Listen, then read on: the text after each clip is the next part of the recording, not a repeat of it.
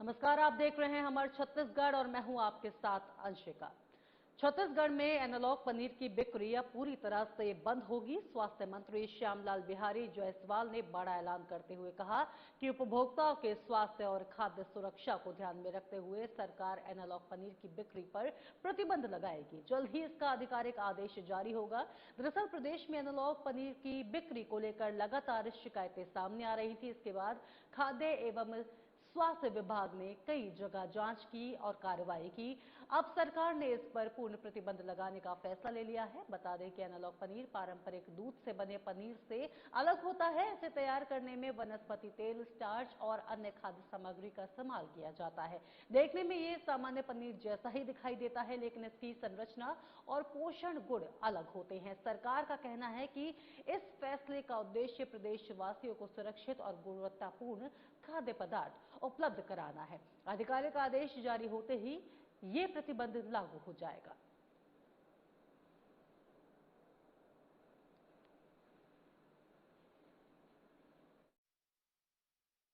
विभाग में तो उसके लिए धन्यवाद। मुझे भी कई मीडिया वालों ने फोन किया है और उनके कहने से मैंने टीम भी भेजा है। और आप रिकॉर्ड उठाकर देख लीजिए कि जितनी कार्रवाइयां नकली पनीर, खोआ पकड़ने का काम पिछले 2 साल में हुआ है, 2.5 साल में हुआ, उतना पिछले 5 साल में नहीं हुआ होगा। और मैं नाम नहीं लूंगा होटल का, प्रदेश का सबसे बड़ा होटल जिसको आप लोग कह सकते हैं, मैं अपने मुंह से नहीं कह सकता, वहां भी हमारी टीम उनके खाने पीने की चीजों की जांच करने गई थी। और जांच में जो भी पाए होंगे, अच्छा पाए होंगे, गलत पाए होंगे, मैंने डिटेल नहीं लिया, लेकिन हमारी टीम वहां गई थी। और एक चीज और बता देता हूं, आपने बड़ी चिंता किया, उसके लिए धन्यवाद। छत्तीसगढ़ में आज के बाद एनालॉग पनीर नहीं बिकेंगे, उसको बैन किया जा रहा है। उसको हमने रेडी कर लिया है, आज उसके ऑर्डर निकल जाएंगे, पहले से हम तैयारी कर चुके हैं।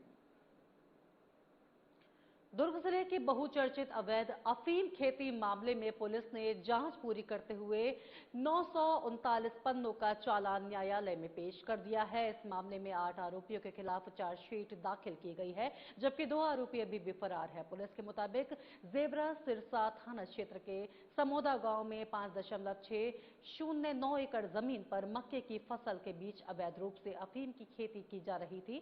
कार्रवाई के दौरान खेत से करीब 66 किलोग्राम अफीम डोडा और करीब 14 लाख अफीम के पौधे जब्त किए गए हैं, जिनका अनुमानित वजन 62,000 किलोग्राम बताया जा रहा है। मामले की जांच के बाद पुलिस ने 143 दिनों में 939 पन्नों की चार्जशीट तैयार कर कोर्ट में पेश की है। चार्जशीट में 79 गवाहों को शामिल किया गया है, जिसमें पुलिस, नारकोटिक्स विभाग, एफएसएल और राजस्व विभाग के अधिकारी भी शामिल हैं। फिलहाल 8 आरोपियों के नामजद किया गया है, जबकि 2 आरोपी अभी भी फरार हैं।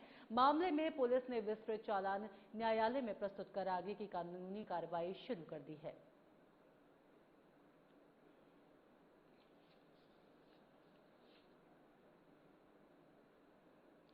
सूरजपुर जिले के प्रतापपुर क्षेत्र से प्रशासनिक लापरवाही की एक गंभीर तस्वीर सामने आई है। यहां रास्ता नहीं होने के कारण प्रसव पीड़ा से तड़प रही गर्भवती महिला एक एम्बुलेंस तक नहीं पहुंच सकी और मजबूरी में खेत में ही प्रसव कराना पड़ा।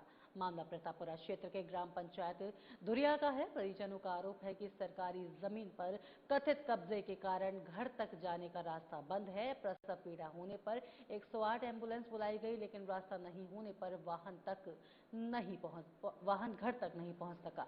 ऐसे में महिला को खेत तक ले जाया गया, जहां उसका प्रसव कराया गया। पीड़ित परिवार का दावा है कि रास्ता खुलवाने के लिए पिछले 3 महीनों से नायब तहसीलदार के कार्यालय के चक्कर काट रहे हैं। हाल ही में कलेक्टर और एसपी से भी शिकायत की गई थी, लेकिन कोई कार्रवाई नहीं हुई। घटना के बाद प्रशासनिक व्यवस्था और सरकारी तंत्र की कार्यशैली पर गंभीर सवाल खड़े हो गए हैं।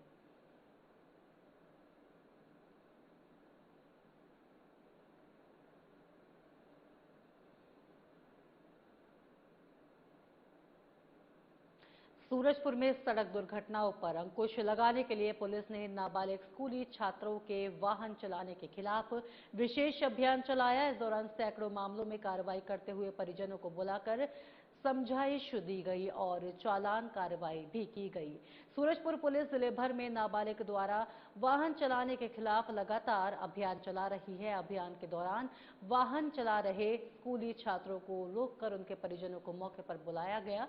पुलिस ने परिजनों को नाबालिग बच्चों को वाहन नहीं देने की समझाइश देते हुए चेतावनी दी और मोटर वाहन अधिनियम के तहत चालान कार्रवाई की। कार्रवाई में सैकड़ों नाबालिग चालकों के खिलाफ कार्रवाई करते हुए करीब 70,000 रुपए का जुर्माना वसूला गया। पुलिस का कहना है कि ये अभियान आगे भी लगातार जारी रहेगा ताकि सड़क दुर्घटनाओं पर प्रभावी रोक लगाई जा सके।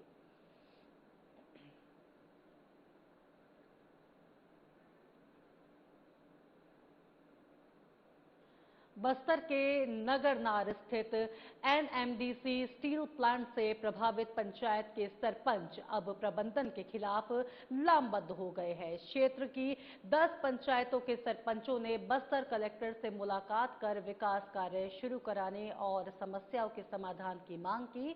नगरनार एनएमडीसी स्टील प्लांट से प्रभावित किसानों और ग्रामीणों का आरोप है कि वर्ष 2018 से वे लगातार प्रबंधन से विकास कार्यों को लेकर के मांग कर रहे हैं, लेकिन उनकी समस्याओं पर ध्यान नहीं दिया जा रहा। सरपंच का कहना है कि प्लांट से करोड़ों अरबों का उत्पादन हो रहा है, लेकिन प्रभावित गांवों को उसका लाभ नहीं मिल रहा। ग्रामीणों ने प्रदूषित पानी, खराब हो रही फसल, दूषित पेयजल, शिक्षा व्यवस्था और सड़क जैसी मूलभूत सुविधाओं की कमी की बात कही है, मुद्दा उठाया है। सरपंचों का कहना है कि पंचायतों को मिलने वाली विकास राशि भी बंद कर दी गई है, जिससे गांव में विकास कार्य पूरी तरह से ठप्प पड़े हुए हैं। उन्होंने कलेक्टर से जल्द कार्रवाई कर इस क्षेत्र के विकास कार्य शुरू करने की मांग की। साथ ही चेतावनी दी है कि मांगे पूरी नहीं होने पर 10 प्रभावित गांवों के ग्रामीणों के साथ एनडीएमसी प्लांट के सामने आंदोलन किया जाएगा।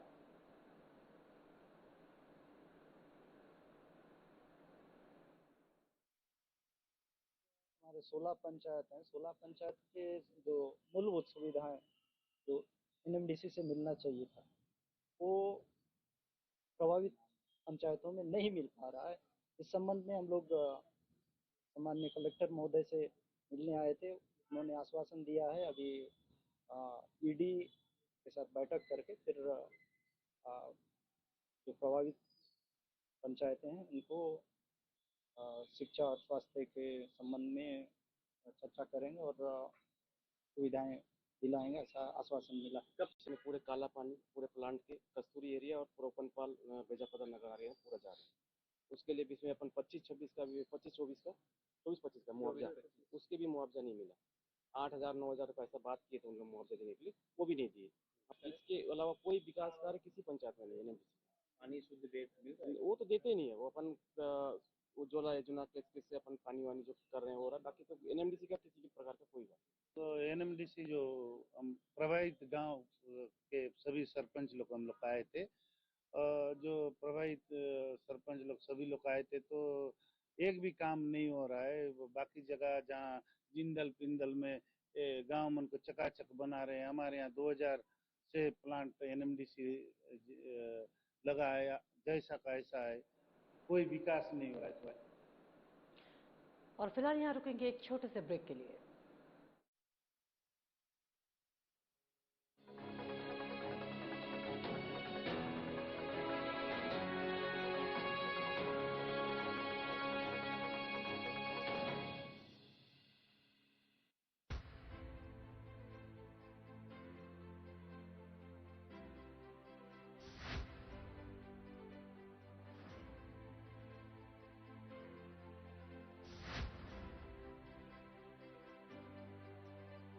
विजन 2047 की बात करते हैं। हाँ, पिक्चर पूरी बाकी है, तो बहुत देश को आगे ले जाना है। होता ये था कि शतरंज की बिसात बिछाई जाती थी कि किस तरह से बिसात बिछाई जाए कि हम सामने वाले को पटका नहीं दे दें, लेकिन आजकल गोगली फेंका जा रहा है बहुत ज्यादा। क्या सामने वाले गोगली पर सिक नहीं लगा पा रहे, क्या लपक लिए जा रहे हैं? कांग्रेस पार्टी के बैट्समैन तो गोल्डन डक में आउट होने वाले हैं।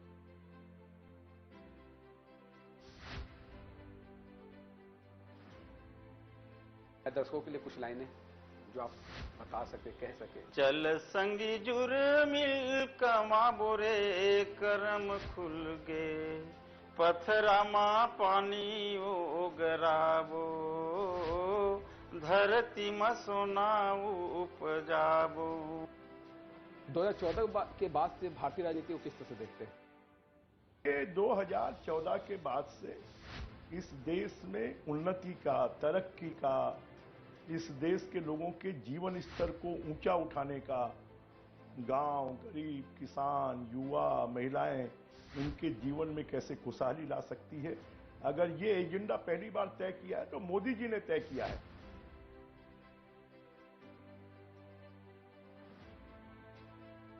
से काम होना चाहिए था जो नहीं हो पाया?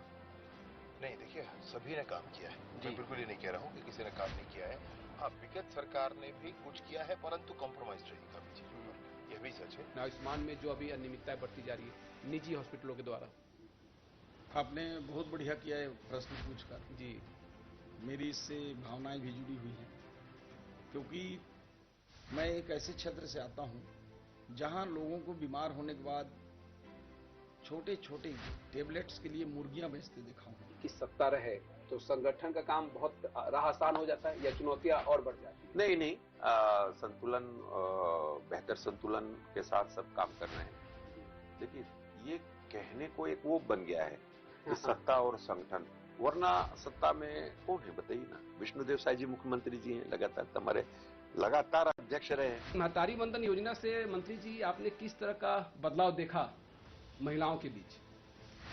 सबसे पहले तो विशेष साधना न्यूज़ को बहुत बहुत धन्यवाद देना चाहूँगी कि आज मुझे लगता है इस तरह से पहली बार आपसे फेस टू फेस हो रहा है। और दूसरी बात ये है कि हमारे लिए नहीं, ये तो छत्तीसगढ़ में भारतीय जनता पार्टी की सरकार बनाने में महत्वपूर्ण भूमिका निभाई है महतारी वंदन योजना।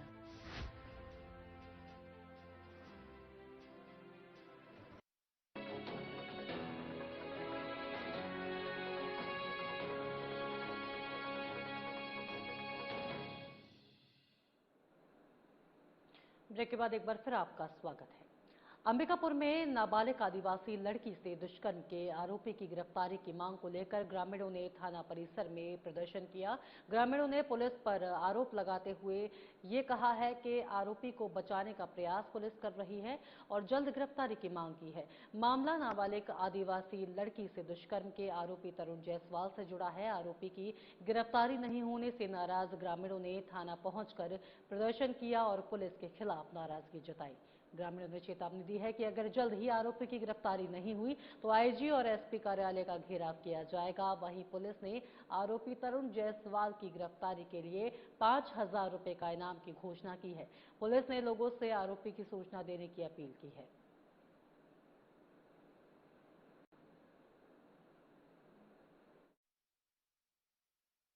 देखिए, बहुत ही शर्मनाक घटना आज हम लोग के सरगुजा के भभोली, जिसका थाना कोतवाली क्षेत्र है, यहाँ एक घटना होता है 20 तारीख को और उसकी एफआईआर 22 तारीख को होती है। तरुण जायसवाल नाम का एक व्यक्ति है, वो एक आदिवासी जो गरीब घर की बच्ची है, नाबालिग बच्ची है, उसके साथ रात के समय में उसको बर्बरतापूर्वक उसके साथ अत्याचार किया, उसका शोषण किया, उसका बलात्कार किया।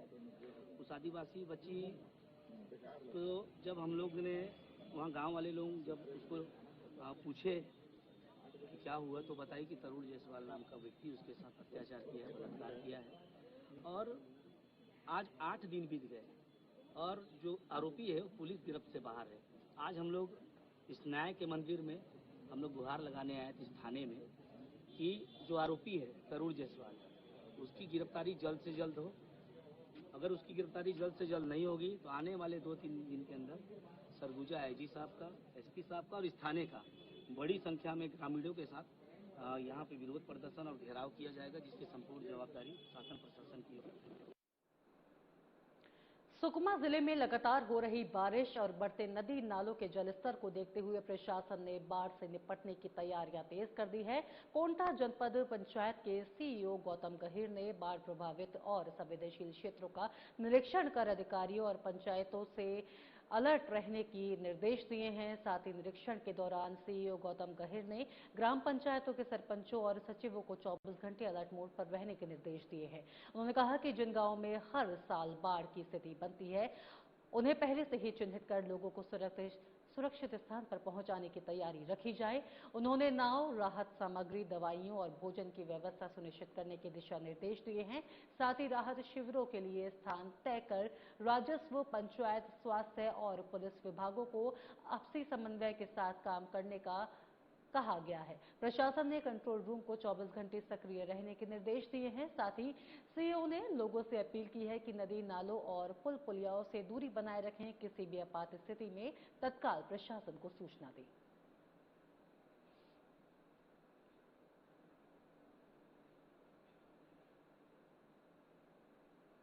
किसानों की लगातार मिल रही शिकायतों के बाद कृषि विभाग ने यूरिया की कालाबाजारी पर सख्ती शुरू कर दी है।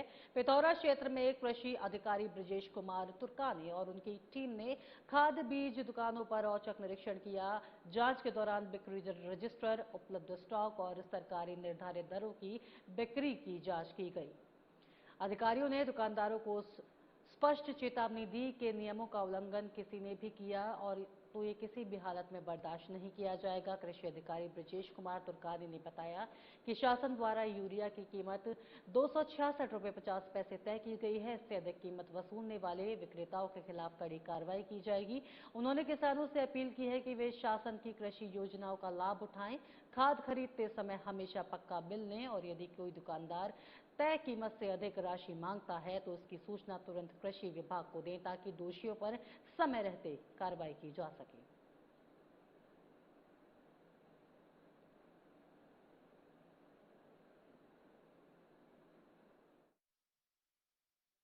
शिकायत के आधार पर नियमानुसार निरीक्षण कर जो भी अनियमितताएं पाई जाती है उसके संबंध में संबंधित फर्म को नोटिस जारी किया जाता है। नोटिस के पश्चात उनका जवाब आने के पश्चात रजिस्ट्रार को सूचना देकर उनके ऊपर नियमानुसार कार्रवाई की जाती है। विगत वर्षों में भी विभाग के द्वारा लगभग 8 से 10 दुकानों का लाइसेंस सस्पेंड भी किया गया था और वर्तमान में भी नियमित रूप से निरीक्षण जारी है। नियमानुसार जो भी अनियमितताएं पाई जाती है उसके संबंध में फर्म को नोटिस जारी कर उनका जवाब अगर संतोषप्रद प्राप्त नहीं पाया जाता है तो रजिस्ट्रार को नियमानुसार कार्रवाई करने के लिए प्रेषित किया जाता है। रामानुजगंज शहर में भारी वाहनों की आवाजाही एक बड़े हादसे को न्योता देती हुई नजर आ रही है। कलेक्टर के स्पष्ट आदेश के बावजूद शहर के मुख्य चौराहों से ट्रक और कंटेनर लगातार गुजर रहे हैं। 20 जुलाई को जारी हुए आदेश के अनुसार स्कूली बच्चों और आम नागरिकों की सुरक्षा को देखते हुए शहर के भीतरी मार्गों पर भारी वाहनों की 24 घंटे एंट्री प्रतिबंधित की गई थी। इसके लिए पहाड़ी मंदिर चौक, महाराणा प्रताप चौक और कन्हर बैरियर होते हुए बाईपास मार्ग निर्धारित किया गया था। बावजूद इसके देर रात लंगर साई चौक और चांदनी चौक जैसे व्यस्त इलाकों से भारी वाहन धड़ल्ले से निकल रहे हैं। स्थानीय लोगों का आरोप है कि पुलिस और प्रशासन की लापरवाही के कारण आदेश का पालन नहीं हो रहा है। इससे लोगों में नाराजगी बढ़ रही है। नागरिकों ने कलेक्टर से नियमों के अनदेखी करने की बात की है। साथ ही साथ वाहन चालकों और जिम्मेदार अधिकारियों के खिलाफ तत्काल सख्त कार्रवाई की मांग की है।